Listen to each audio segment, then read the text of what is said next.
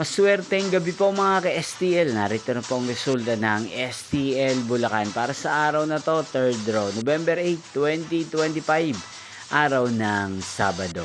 Naway ang mga natayan niyo po mga numero kanina ay manalo nawa ngayong gabing ito, 8 p.m. Kaya't kunin niyo na po ang inyong mga ticket. Narito na po ang resulta.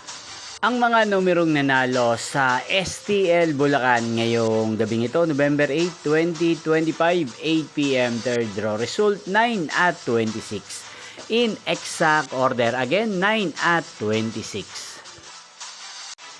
At ngayong gabing ito sa STL Bulacan, atin pong i-shoutout si Kuya Lucky na lagi pong nanonood sa channel na to.